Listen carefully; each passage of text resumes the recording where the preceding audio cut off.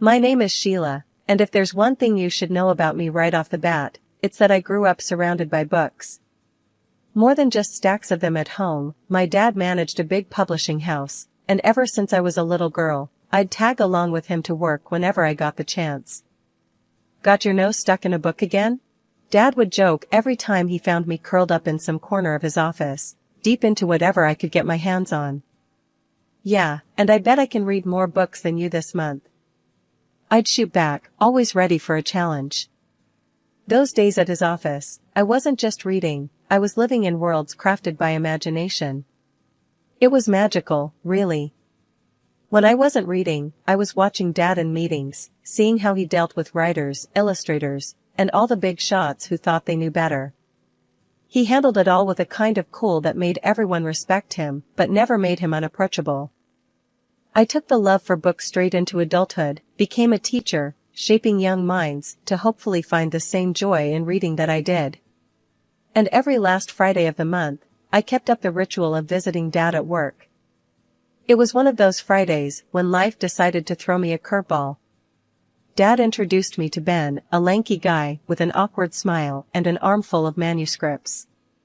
He was there to pitch his latest book, hoping Dad would bite. Ben, this is my daughter, Sheila. Sheila, Ben's a budding writer, got some interesting ideas, Dad said, clapping him on the back. Ben extended a shaky hand, which I took, smiling. Nice to meet you, Sheila. Your dad tells me you're the real critic around here. Hope you won't be too harsh on me. I laughed. I'll try to go easy on you. What's your book about? We hit it off from there. Turned out, Ben was funny, a bit rough around the edges, but he had an honest charm about him. His stories weren't bad either, just a little unpolished. Dad saw potential in him, and after a year of him courting me with quaint coffee shop dates and midnight walks, talking about everything from Plato to the best pie in town, we decided to get married. The wedding was a simple affair, just close family and friends. Dad was beaming all day, and when it came time for speeches, he stood up, glass in hand, a twinkle in his eye that I knew meant he was going to embarrass me. Sheila, ever since you were a little girl, you've always surprised me. Smart, beautiful, and stubborn as a mule. And now, you've gone and married this young man who seems to love you more than his manuscripts. Everyone chuckled as Ben blushed, looking at me like I was his anchor. To Sheila and Ben, may your lives be filled with more love than there are books in my office, and that's saying something, Dad concluded, raising his glass. Life with Ben started like a fairy tale, but fairy tales don't tell you about the bills and the late nights worrying about how to make ends meet. Ben's books weren't exactly flying off the shelves, and as much as I believed in his talent, the world didn't seem ready to bite. I upped my hours at school, took on extra classes, and even ran after-school clubs. Anything to keep us afloat. Hey, I picked up an extra shift at the tutoring center, I mentioned one evening, stirring a pot of spaghetti, trying to keep the concern out of my voice. Ben was at the table, papers spread out like a wild sea of ink and frustration. He looked up, his eyes tired but grateful. Babe, you're killing yourself with all this work. Maybe I should get a regular job, put writing on hold for a bit. I walked over, took his hand, feeling the rough edges of his fingers worn by endless writing. No, you're going to crack it, I know it. We just need to keep at it a bit longer, okay? Your stories are good, they just need the right eyes. He squeezed my hand, a silent thank you hanging between us. That night we ate dinner late, talking about his latest manuscript that just couldn't find a home. One day, Dad dropped by, something that wasn't unusual, but the look on his face was. He had that "I've got an idea" expression that usually meant things were about to get interesting. Ben, have you ever thought about writing for kids? I mean, Sheila here has all the inside scoop, spending her days with them. Might be something to think about, Dad suggested, casually flipping through one of Ben's rejected manuscripts. Ben looked over at me, eyebrows raised. Kids, huh? What do you think? Could I do it? I nodded, excitement bubbling up. Absolutely, you could. I can tell you what they like, what stories stick. We could try it together? So, we did. Nights became our brainstorming sessions. I'd come home with tales from school, what the kids laughed at, what games they played, and Ben would weave them into stories. It felt right, working together, creating worlds for children who were so much like my students. The days rolled into months, and our first children's book took shape, a story about a mischievous raccoon with a heart of gold. Dad was instrumental, giving us tips on how to market it, how to pitch it to his contacts. When we finally got a publishing deal, it felt like we'd won the lottery. "Here's to Rocky Raccoon, may he be the first of many," Ben toasted, holding up his beer one night in our little kitchen that suddenly seemed too small for our growing dreams. "To Rocky," I echoed, my heart full, thinking maybe, just maybe, we'd turned a corner. Rocky Raccoon was just the beginning. After the first book hit the shelves and kids went nuts for it, Ben and I knew we had something special. We buckled down, turning out stories faster than you'd believe. Our little office at home became a workshop of dreams, paper everywhere, ideas scrawled on walls, and endless cups of coffee. One evening, as we were knee-deep in our third book, Ben tossed his pen down and stretched. "Can you believe this, Sheila? From barely paying the bills to signing autographs at book fairs. It's nuts." I laughed, tossing a crumpled paper ball at him.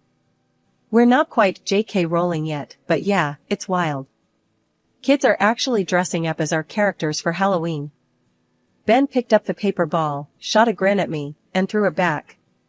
"And to think, all this started with your idea to write for kids. You were right on the money." As our fame grew, so did the opportunities. Invitations to schools, interviews, even a TV spot. I was teaching less and writing more, which was a dream come true in its own way. Dad was over the moon, always bragging to anyone who'd listen. "Ben and Sheila, the dynamic duo. You guys are smashing it," Dad said one day, dropping by with a new contract from a big-name publisher. "They want a series, can you believe it? A whole series based on your characters." Ben, who was usually the cool one, nearly jumped out of his chair. "A series? That's big league, baby. Sheila, we've hit the jackpot." As our book series took off, our lives changed in ways we'd never imagined. We bought a new house with more space for our work, and every room felt like a piece of our success. Celebrations were frequent, with friends and family always eager to toast to our success. At one particularly lively party, with our closest friends raising glasses in our new living room, I took a moment to watch Ben, laughing and sharing stories. I felt a mix of pride and a twinge of fear. Were we ready for all this change? "Hey, you okay?" Ben noticed my quiet moment and sidled up beside me. "Yeah, it's a lot, isn't it? But good. Really good." I smiled, leaning into his side. He kissed my forehead, wrapping an arm around me. "It's more than good. It's everything we dreamed of. And I couldn't have done any of this without you, Sheila." Life got even more hectic, but in a way that made every busy moment worth it. Soon enough, I was cradling our newborn son, deciding to step away from teaching to focus on our family. With Ben's writing now more than enough to support us comfortably, I threw myself into being a mom and a collaborator on each new book. Even though I wasn't in the classroom, I kept my hand in education by channeling what I knew about kids into our stories. "Look at us, huh?" I said to Ben one night as we looked over our latest manuscript, the baby asleep in the next room. "Making books and raising a little boy. I think we're kind of superheroes." Ben laughed, pulling me close. "Yeah, superheroes who deal in diapers and dialogues. But I wouldn't have it any other way." The evening of Dad's 70th birthday was supposed to be a grand celebration, and it was.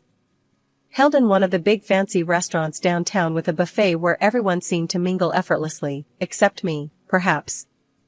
As the night unfolded with laughter and the clinking of glasses, I couldn't help but notice Ben.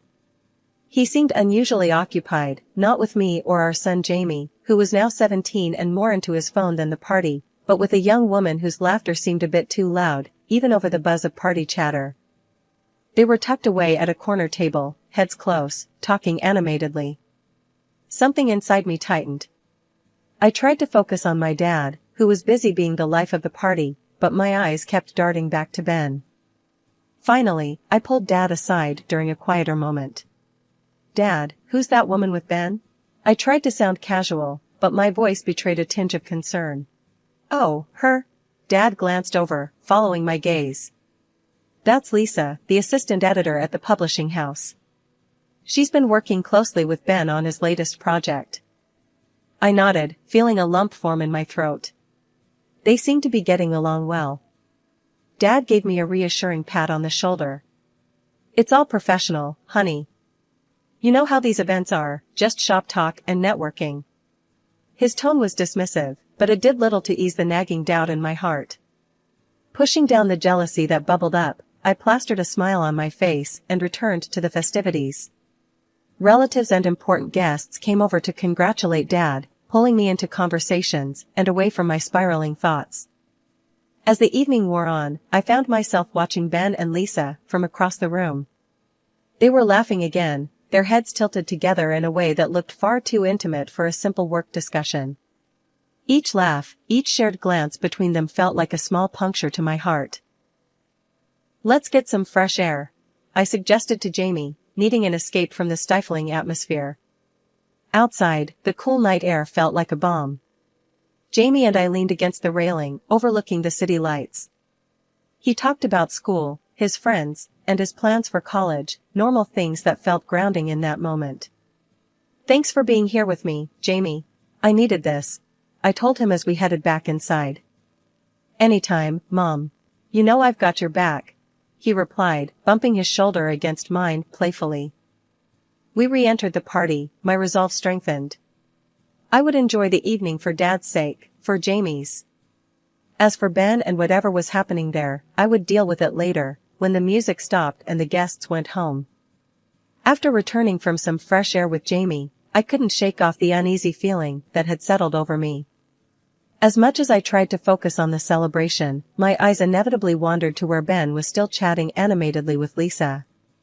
It was like watching a play where you already knew the tragic ending, but you couldn't leave your seat. Determined not to let this spoil the entire evening, I tried to mingle. Yet, every laugh and snippet of music seemed to echo with underlying tension for me. Finally, I decided to head to the ladies' room to freshen up, perhaps clear my head. That's when it happened. As I walked down the quiet hallway towards the restrooms, the muffled sound of voices stopped me dead in my tracks. The door to one of the private dining rooms was ajar, and through the crack, I saw Ben and Lisa.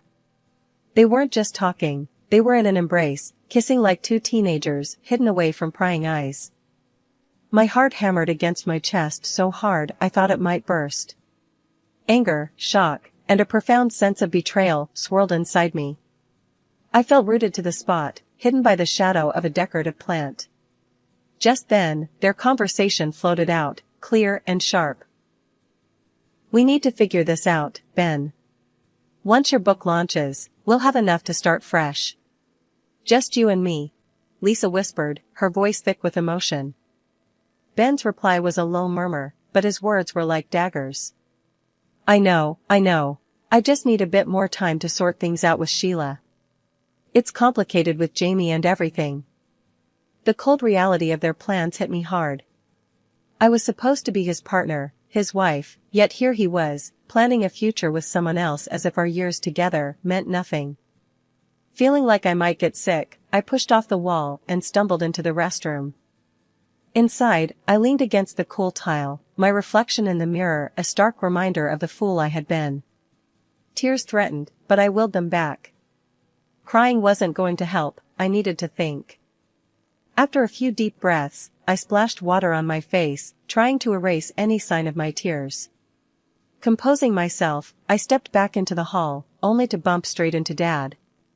"Sheila, what's wrong?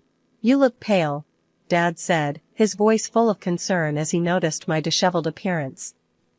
"It's nothing, Dad.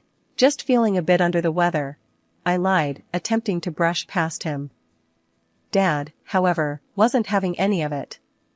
He took my arm gently and steered me away from the main hall into a quieter corridor.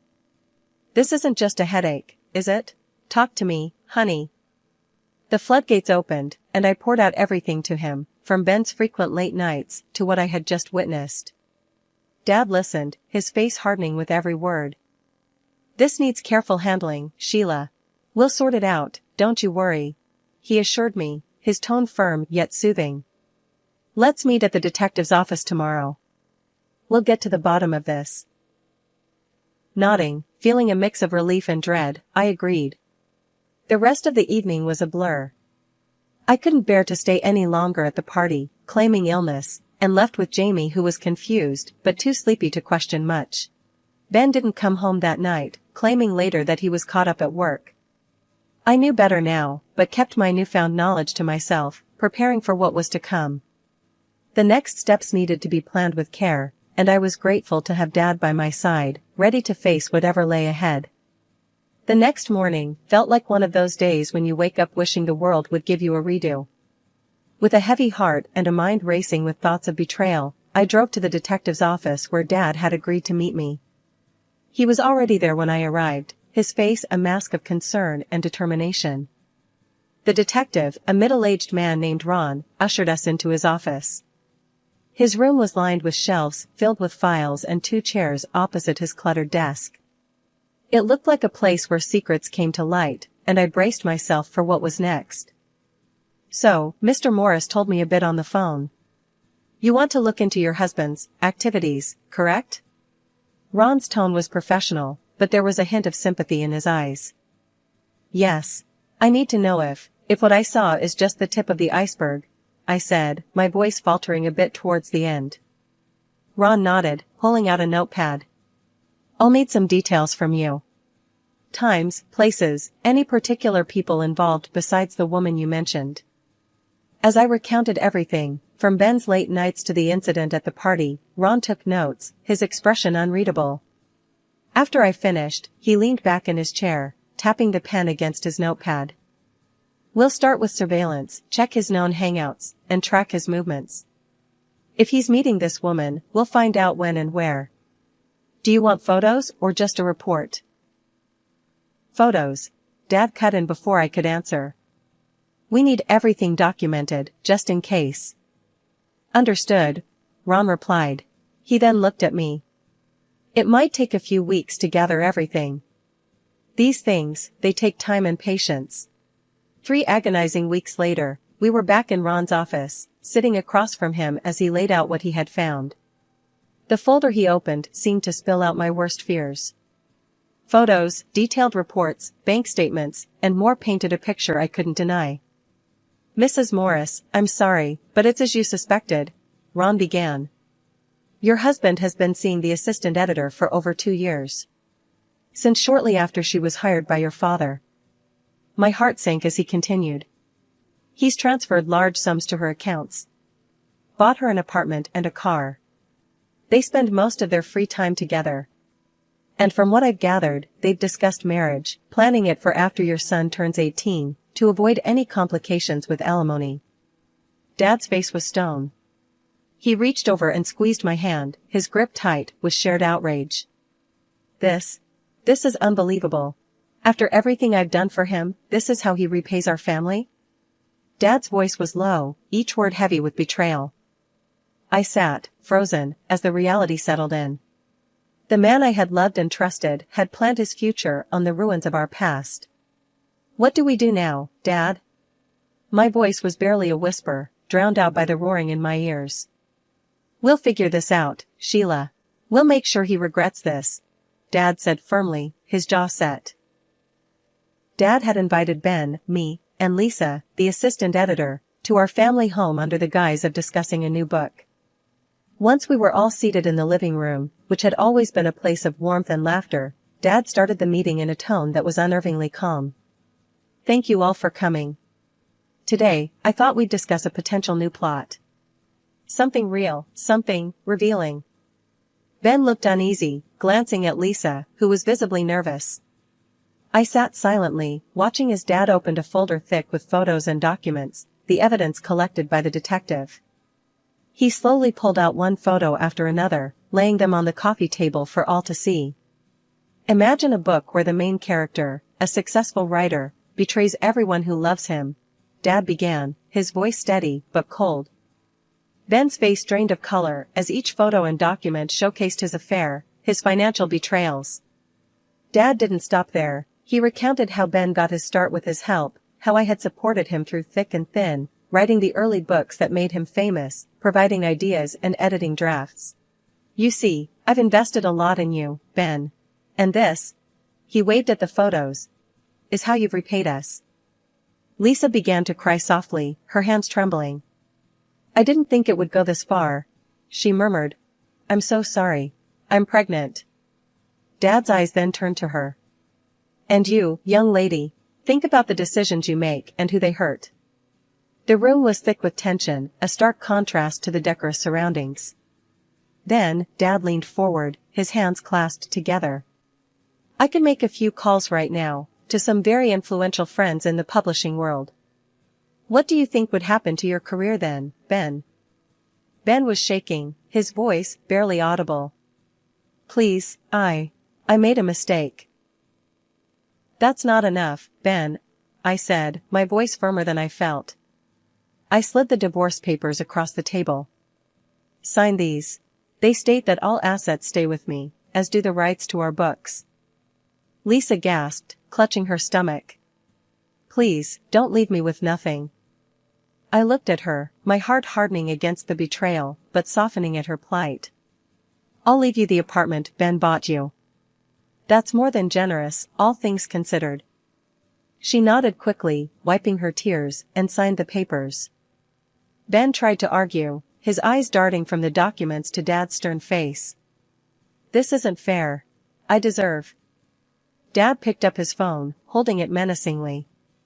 Do I need to make those calls, Ben?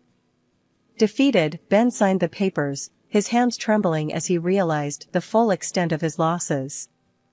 Once the door closed behind them, the silence was almost deafening. Dad turned to me, his expression softening. Sheila, let's focus on a fresh start now. You and Jamie need something better, something new. Maybe think about moving closer to us, getting a new place where you can make new memories. I nodded, feeling the weight of the day settling on my shoulders. I'll think about it, Dad. Thanks, I managed to say, the prospect of moving forward both daunting and necessary. When I got home, Jamie was waiting, his face anxious as he looked up from his homework. Mom, are you okay? How did it go? Sitting down beside him, I took a deep breath. It's over, Jamie. Your dad and we're done. He made some choices, and I made some too. We're going to start over, just you and me. Jamie reached out, taking my hand, his support immediate and firm. I'm with you, Mom. It's been rough, but I know you did the right thing. Let's just move on, together. Over the next few weeks, we talked a lot about our next steps. Dad's suggestion to move closer kept playing in my mind. The idea of a fresh start grew on me, and soon, Jamie and I began looking for a new place, somewhere closer to my parents, somewhere we could build a new life. Finding the right house took time, but when we did, it felt right, a cozy place not too far from my parents, but still our own. As we settled in, I returned to teaching. Walking back into the school, seeing the children's faces light up, hearing their laughter and excitement, reminded me why I loved my job so much. These kids, with their endless curiosity and resilience, helped me find my own strength again. Life started to find a rhythm again, a new normal that was different but fulfilling.